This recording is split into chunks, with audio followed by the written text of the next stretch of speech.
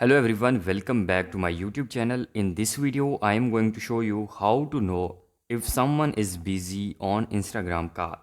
So let's begin. First, make sure that you are connected with the internet, and once connected with the internet, simply go and open your Instagram application. In Instagram application, go to your DMs.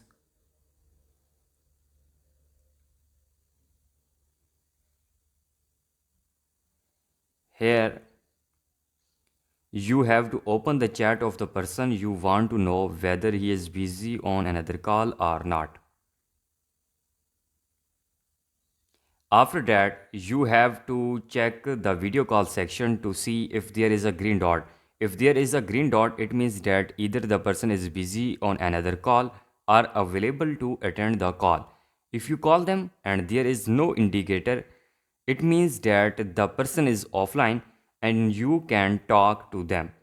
I hope this video was helpful for you. If so, please like this video, subscribe to our channel and hit the bell icon. Thank you.